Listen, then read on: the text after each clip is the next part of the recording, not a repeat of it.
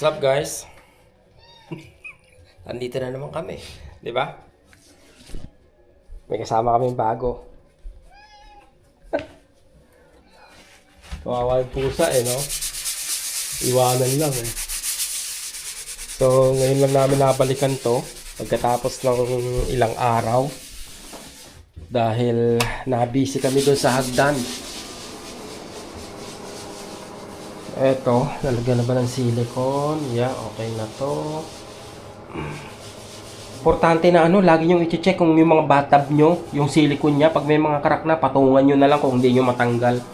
At least maselyuhan yung mga crack. Pagkatapos, ito pa isang tip.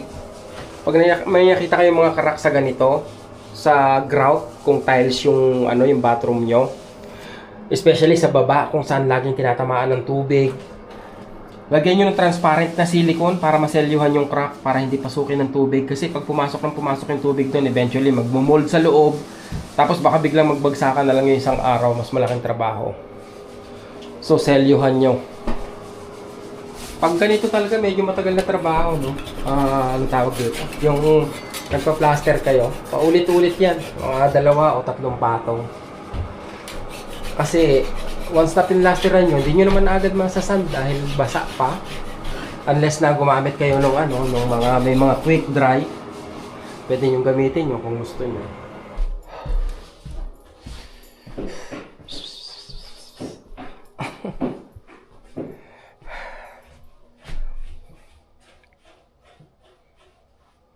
Tatlong linggo mag-isa. Iniwanan yung pusa. Meron naman siyang drinking fountain. Ayun. Tapos may automatic feeder din siya. Cleaning schedule. Ba, ayos to. Sabi ko kay Rain, eto yung pipinturahan niya Yung mga grills na yan. Pati itong hagdanan. Kasi, sa bagay, itong kalawang, superficial lang. Diba? Ang ganda ng pagka-welding diba?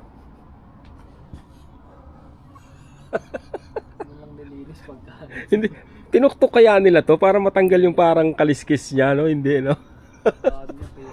Oh? Sana man lang pininturahan, no? But anyway, yan nga yung pipinturahan na rin, no? Pag hindi mo abot, wala tayo magagawa, diba? Oo. Ito yung ilalim, yung silong.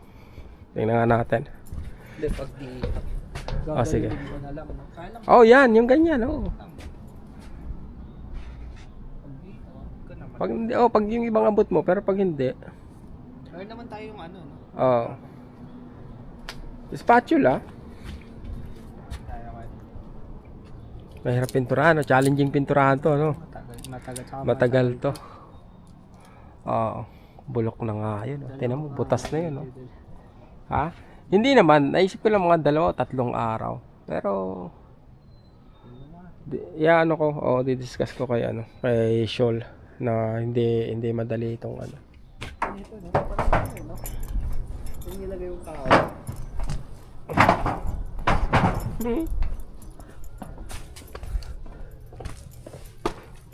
Okay.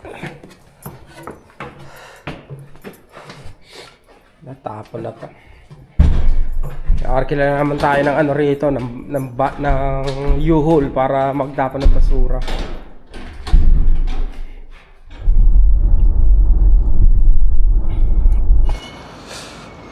Bayad ng parking. Nasaan na yun? Nagbayad na ako ng parking. Okay, andito pala ako sa yan bilihan ng pintura.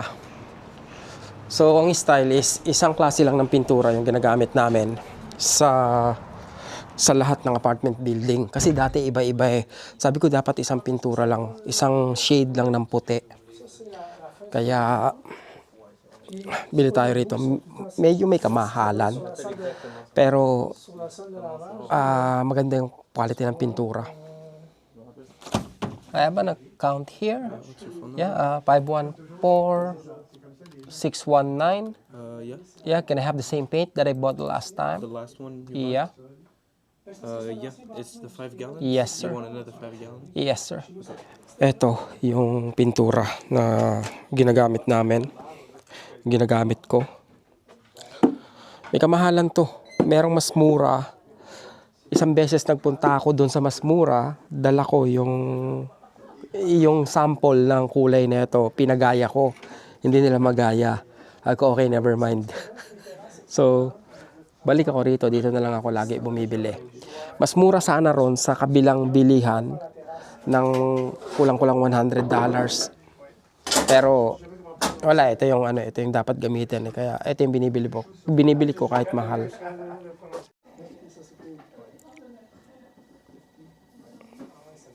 Des sections plus courtes que je laisse en brin, quelque chose qui rentre. Yep. Thank you, sir. Have a good day.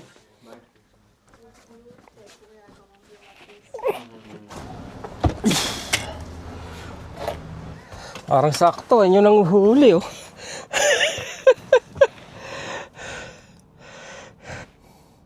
Ayan yung naninikit, oh. Nag-ano naman ako, nagbayad naman ako ng ticket. So, wala namang problema sa akin. Ang aga nang nanguhuli, ah. Ah, hindi, alas 11 na pala. Pero, bihirang-bihira kang makachempo ng ganyan, no, yung nanguhuli. Buti na lang, nagbayad silang lahat. May 3 nakapark, eh. Kung hindi, nako po, $92. Ang mahal na ngayon, eh.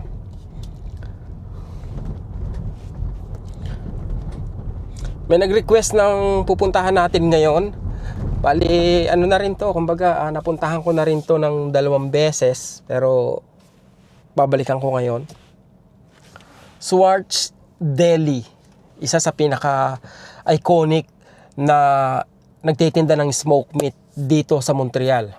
Kung magpupunta kayo rito sa Montreal, yun yung isang pagkain na dapat nyong subukan. Mahaba na rin yung history ng tindahan na yon. Pakita ko sa inyo mamaya.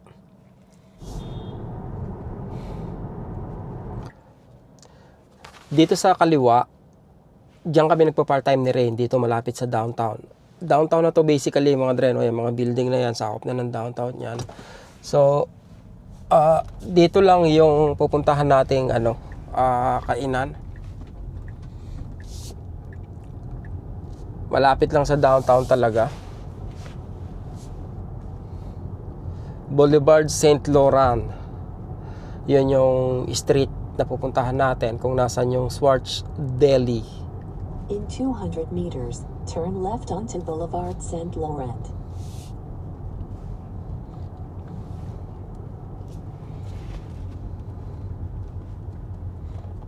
Maglaan kayo ng extra time pag pupunta kayo dito kasi minsan depende sa oras, kumbaga maraming tao rito, minsan Now turn left onto mahaba yung Boulevard pila. St. Laurent. Pwede naman kayo magdala ng sasakyan. Pagdating sa parking, maghahanap nga lang kayo. Yun ang isa sa challenge na kakaharapin nyo dito. Tapos yan, may naggagawa pa. Okay. In 200 meters, your destination will be on the right. 200 meters.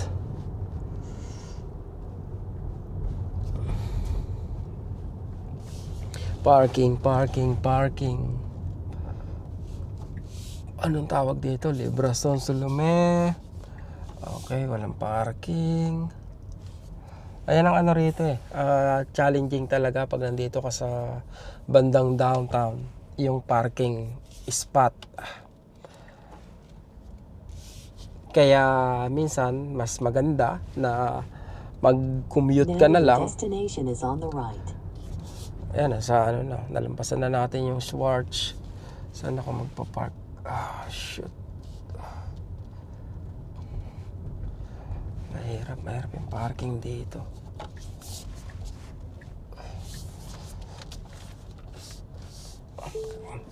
Kailangan magaling ka mag-backup parking. Sanay tayo. Yabang Parallel parking, isa yan sa kumbaga kasama sa exam eh. Hindi ko alam kung ibabagsakan nila pag hindi ka marunong mag-parallel parking. Pag nag-ano ka rito, pag nag-driving ano ka.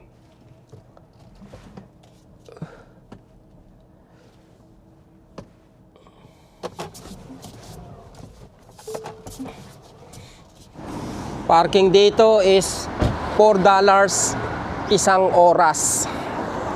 30 minutes lang yung kinuha ko. Oh, sorry. Pila na oh.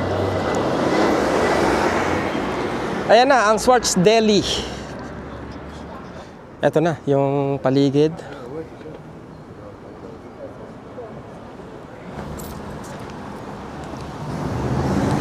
Ayan ang binabayaran dito, yung mga alfresco. Pag summer, marami yan.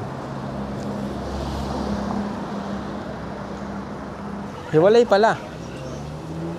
Pag dine-in, dito. Sa katabi niya yung take-out. Dine-in, take-out. Thank you. Yes, sir.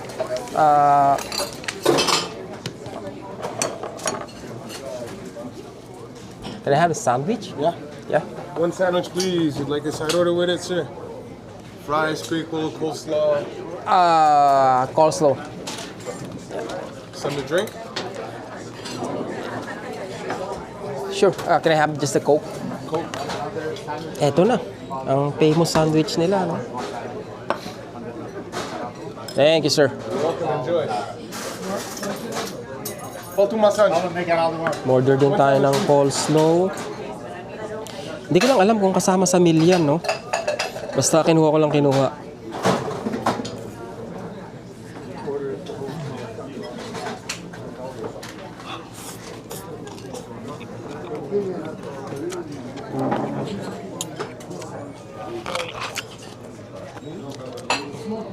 Paano ko makakainin to?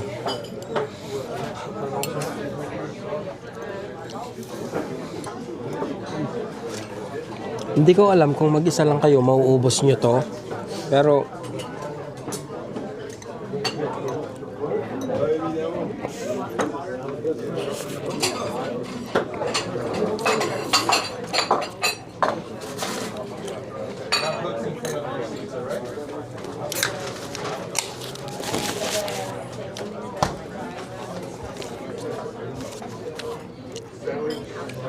para kayong ano, kumakain ng corned beef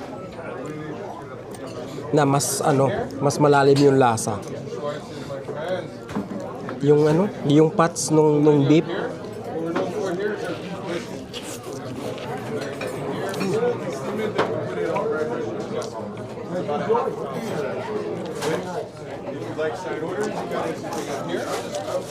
Pwede rin kayong umorder ng putin. Tawag dito, French fries, nilagyan nila ng gravy, tapos nilagyan nila ng ganito. By the way, putin is sikat yung Quebec o yung Montreal pagdating sa putin.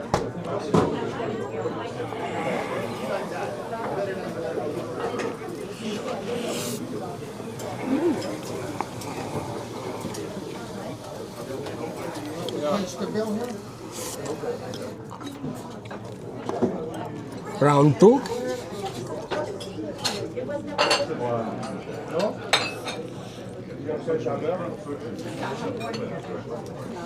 Itong coleslaw pala, by the way, kailangan nyo to, no? Kasi masyadong masyadong rich itong meat nila. Tingnan nyo. You got it. Nakita nyo yung mga parts niya. Kaya kailangan nyo ng coleslaw pampatanggal nung sawa ba.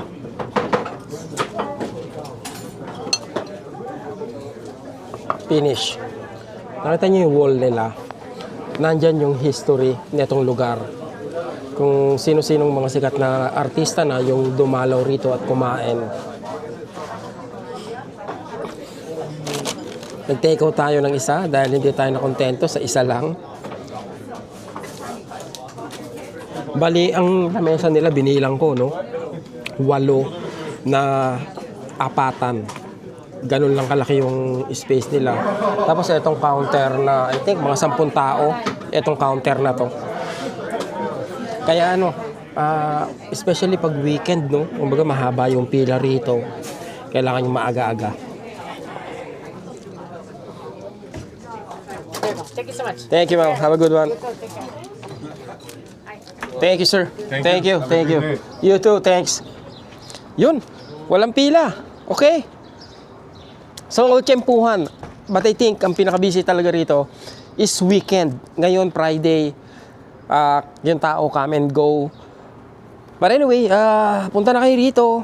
Bahala na kung anong abutan nyo. I think, ito talaga yung dapat wag nyo ma-miss just in case na pupunta kayo rito sa Montreal. Ayan lang yung kailangan nyong i-type. Schwartz beef steak. Mountain of meat. Yan o. Meron din silang mga chicken. That's it. Yung binayaran ko pala is 46. Dalawa yung in-order ko eh. Kaya yung isa is combo meal. Teka, tingnan ko sa sa sakyan, no? Kung magkano yung meal nila. Para at least may idea kayo, especially kung marami kayo, di ba? Pwede ka rin makabili dyan nung nung meat lang. Wala nang sandwich. I mean, wala yung tinapay. Ang total ng binayaran ko is 46.85. Siyempre, kumbaga galante tayo mag-tip. Dinoble natin yun. Joke. Yung sandwich lang, okay? 16.25. Wala silang combo meal. Kasi umorder ako ng coleslaw. Yung coleslaw is 4.75. Yung Coke is 3.50. Akala ko combo meal, so hindi pala mga dre, no? Sandwich alone will cost you 16.25. Siyempre may tax yun. Mahal ba sa standard ng Montreal yung 16.25 para sa sandwich? Nasa middle lang siya. Tsaka considering the taste, I think sulit yung 16.25 nyo.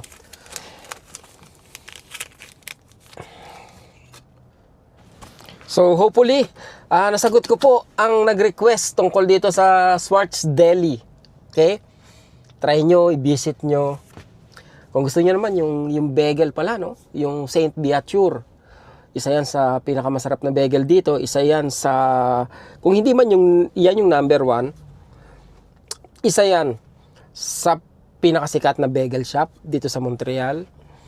Masarap din yung sa sa Plaza Codinage, kung saan ako dati nagtrabaho. I-check nyo lang ang Plaza Codinage. Tapos sa loob nandun yung bagel shop na madalas kong bilhan. Okay rin doon, masarap din doon. Especially kung yung titikman nyo is yung cheese bagel. Ang sarap nun. Manamis-namis na, kumbaga flaky yung labas niya. Parang yun, no? Yung horseshoe, yung style niya. Must try din yun, lalo na kung mainit yun. Pagkabili nyo, kainin nyo na. Nako po, talagang mapapaluha kayo sa sarap eh. Diba? Kasi napaso yung dila nyo.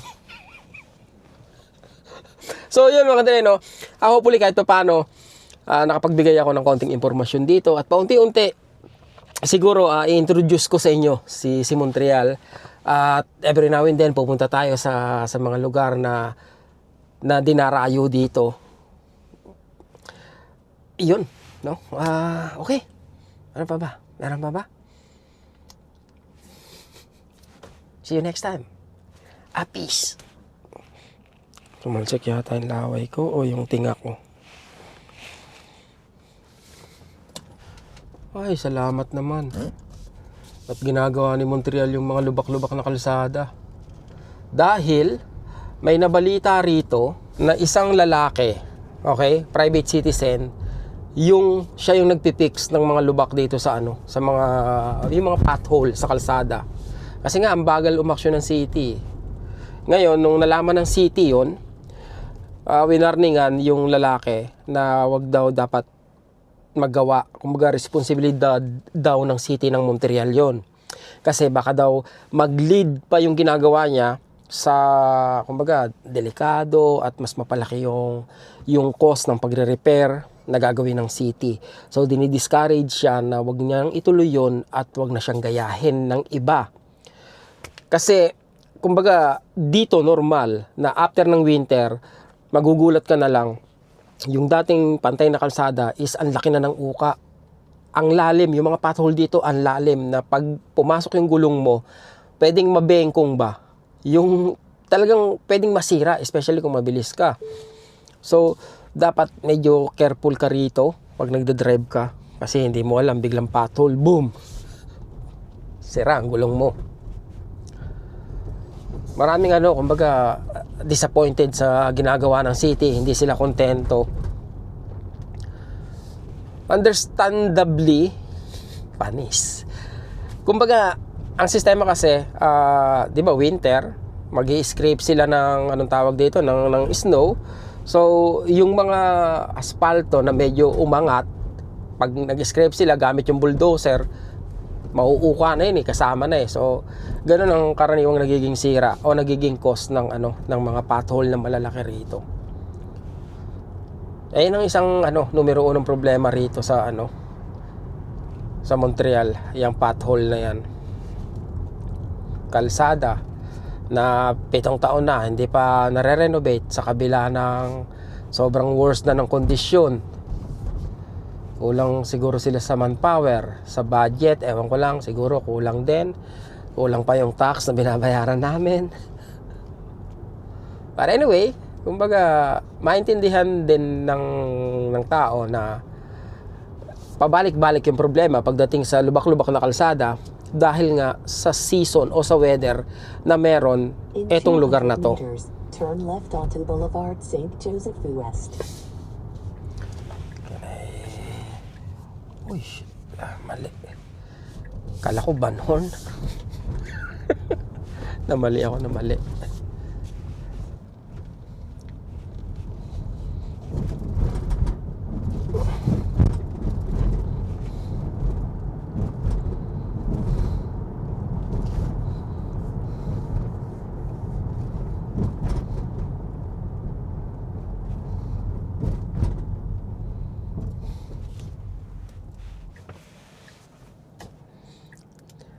Napapangiti ako na makita na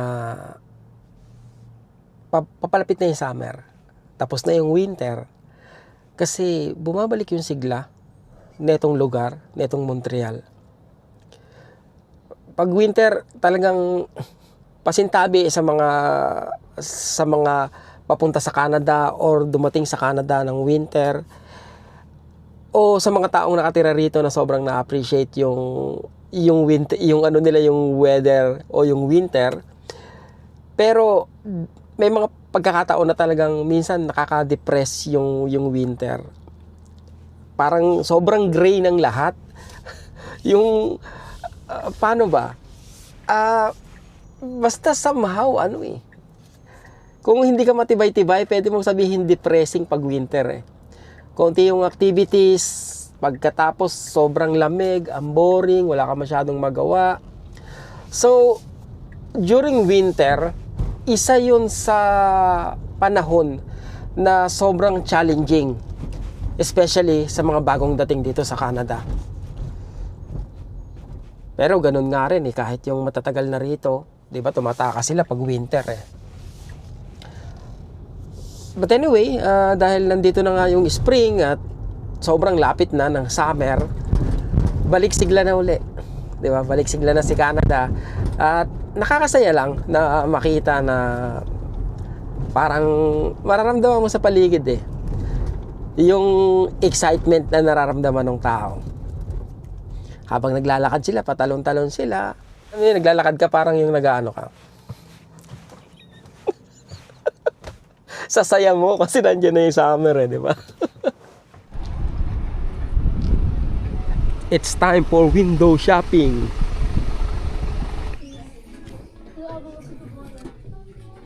Dito pa rin si Hugo Boss Nakakita ako ng magandang sombrero. Blue Jays. Kaya lang, naging gray Jays eh. Magkano to? $30. Oh! Sa bagay, ang mahal ng ano sa atin, no? Yung new era na sombrero. 2,000 mahigit eh. Ito, $29. Tsaka, parang ito yung panahon eh. Para bumili ng sweatshirt eh. Kasi mas mura dahil patapos na yung ano eh, di ba? Patapos na yung spring. Size 10? Magkano ka? Size 10? $50. Ganda ng kulay, no?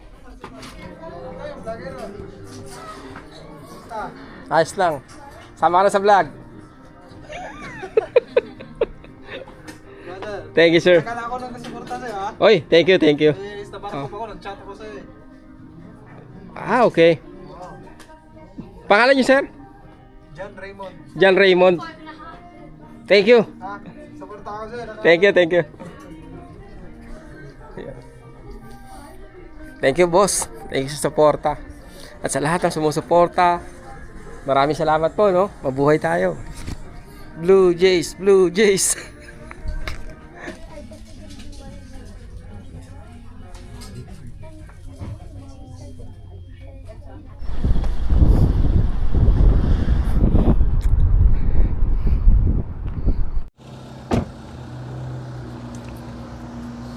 Victoria. Gastos. Pag pupunta sa bangko, ibig sabihin gastos yan. Magwi-withdraw ka eh. Bihira pumunta sa bangko na ano eh. Na magdi-deposit eh. Puro withdrawal eh. Sana dumating yung time na pagpunta ko sa bangko, magdi-deposit ako. Hindi ako magwi-withdraw.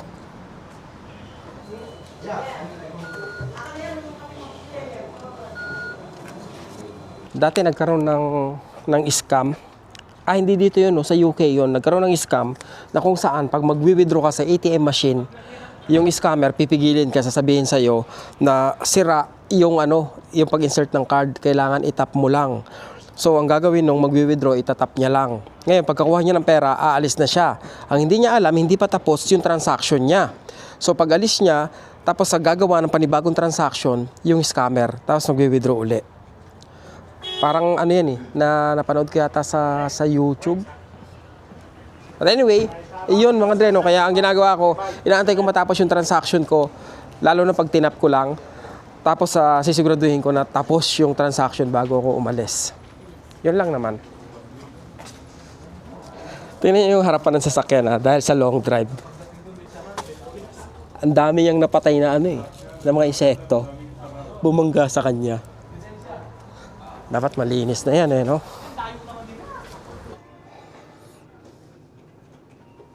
Hi, can I have a Lotto Max, all dress, and 16649, all dress also. How much is the jackpot? For which one? 5 million, the Lotto Max. Lotto Max, it's still at 60. So I'm gonna win it today, no? I wish. Yeah, it would be great, I know. Yeah, I'm gonna come back for you and give you some. Debit, please. There you go, thanks. Good luck. So pray for me. Yeah, Let's win this thing. yeah. Good luck. There you go. Thank you. Thanks a lot. Have a good day. Let's win it. 60 million. Imagine, di ba? So, ito yung sinasabi natin na huwag kayong masyadong mapang-api sa mga taong iniisip niyo na mahirap pa sa daga. Kasi tumaya ng loto, walang-wala, di ba? Tinaya sa loto, yung pambili ng pagkain. Oh, 60 million. Kinabukasan, paggising, di ba? 60 million na. Ang laman ng bangko niya, di ba? So, napakadaling mabago yung kapalaran ng tao. Pag pinagkaloob ng Diyos, boom! Di ba? Di mahalaga kung anong sitwasyon niya sa buhay presently.